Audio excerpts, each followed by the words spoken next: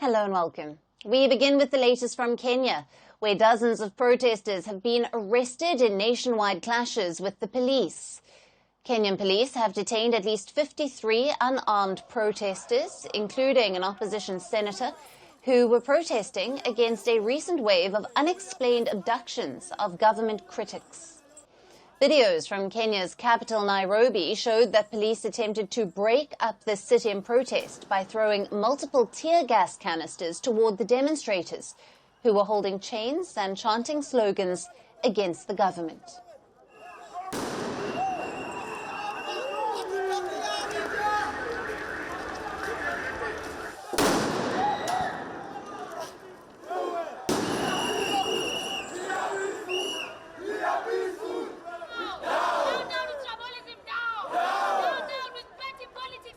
What we're calling for, what we're demanding is for young people, those who have been abducted, to be released.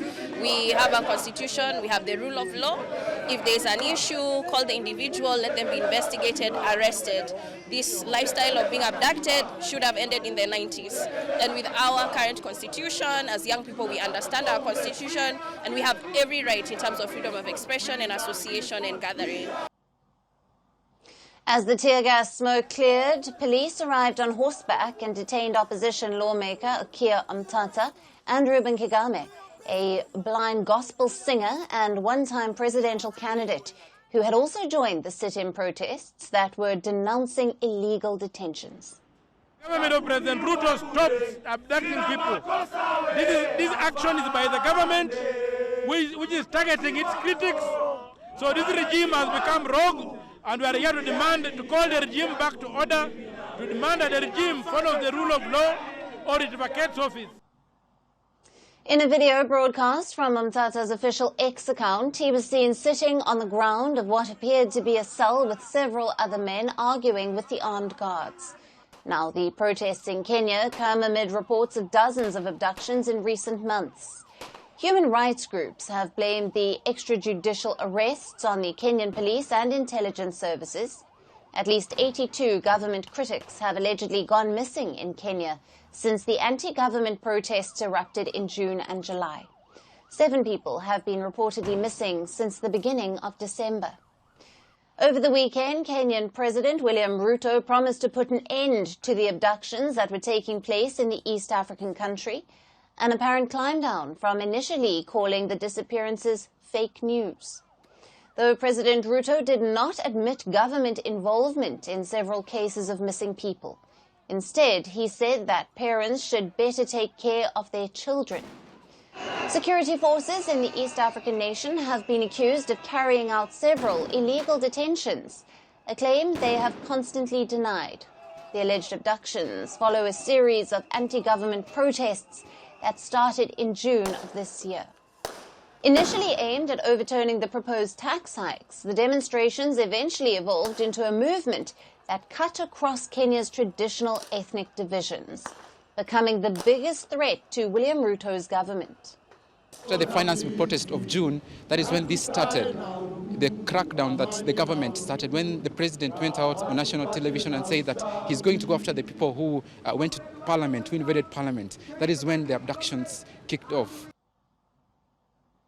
Now, the alleged abductions have led human rights groups to warn that Kenya was heading back to the dark days of the disappearance of government critics. Abduction and torture of the opposition were common under the administration of the former President Daniel Moi. Scores of protesters have rallied against the alleged abductions in recent days, especially in the prominent cities like Nairobi, Mombasa and Eldoret, carrying images of those who had disappeared and calling for their release. I am here so that my child can be released. This is my child. I ask the government to please say where he is. I would rather want you kill me. Here I am. Many other people are here too with me. Release our children, please. A Nairobi court has also ruled this week that the police should immediately and unconditionally free 5 men who were reportedly abducted by unidentified individuals linked to security agencies on the 21st of December. The court ordered the police to either present the 5 men, believed to be critics of William Ruto's government, in the court or explain about their whereabouts.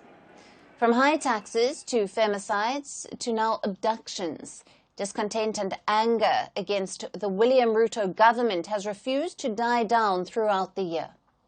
As the world heads into 2025, is William Ruto taking Kenya back in time to the days of oppression? Now, to discuss more on this, we have with us Luke Anami, who is a journalist joining us live from Nairobi, Kenya. Thank you for being with us. Thank you so much, Alison, and welcome. Thank you. Now, Luke, what are the key factors that are driving these protests, and why have abductions of government critics become such a contentious issue in Kenya? There are quite a number of issues. I hope I'm audible enough. There are quite a number of issues that are actually have led to these riots yesterday. First of all, the Kenyans were protesting against the 2024 finance bill that was rejected, and the government decided not to effect it. But the president has actually introduced another bill through what we call finance amendments. And it's one of the trigger of these events. Apart from that, since June 25 this year, when the abductions began, the government has, since the protests began, the government has actually been abducting people, and the number is now on the rise. Yesterday, or 2 days ago, the president acknowledged that there is indeed a kidnapping and this government is going to stop. But that has not actually taken place yet. And that's why you can see people going back to the streets. Yes. The underlying factors, quite a number of them, include a health system that is not working, an education system that is dysfunctional. We are having a high cost of living, high taxes, and quite a number of things. And that's why you see all this is building pressure on the President William Ruto to release the abductees. So far, up to this minute, none of them has been released.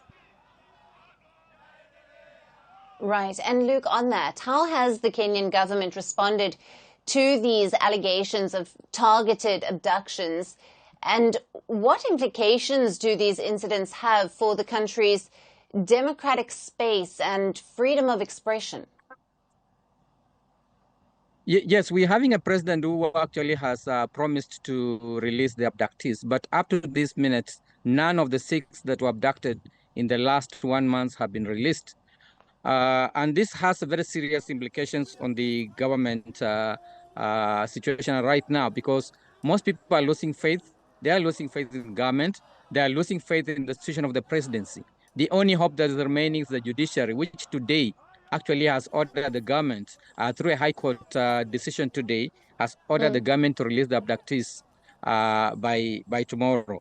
So we can see that at the moment, there are quite a number of things that are actually beginning to see. People are associating the current dictatorship with that one of President Moi, which is not a very good thing, because after the new constitution, Kenyans are expecting that there's going to be change. There's going to be change in the manner in which they are governed. Yes. There's going to be hope.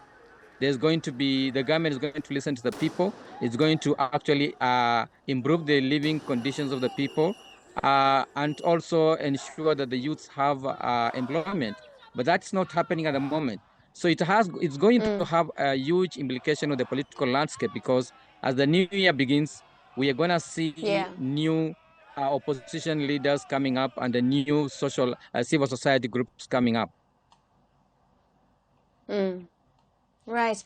On that, what role do these civil society organizations and international actors play in addressing these concerns? And you've touched on it, but in your view, how might these protests influence Kenya's political landscape moving forward? Yeah. This already is already has an effect on the political landscape, because beginning tomorrow, which is 1st of January, one of the official opposition leaders, Stephen Kalonzo Musyoka, has said Kenyans should expect that will actually see the joining of forces of people who are actually not comfortable with President William Ruto's leadership. So already that is going to have an implication. We already also have seen civil society coming together. They are becoming more stronger and more bolder, like those who led the demonstrations yesterday on the street, including the senator for Busia, Okiya Omtatah. And that, again, you can see that the civil society is becoming stronger every day. They are actually getting more energy. They're also getting more supporters from across the country. Right now, the president's regions that voted for him, including the central Kenya, he has lost that support at the moment. And it's not very clear how he will be able to galvanize support from the regions that once voted for him 2-3 years ago. So already that is shaping up to be something very, very serious. Come 2027, when Kenyans expect to go for elections, the ground might be very difficult for William Ruto at the moment. Absolutely. Luke, thank you very much for being with us on Firstpost Africa and for your valued insights on all that's coming out of Kenya. Thank you so much.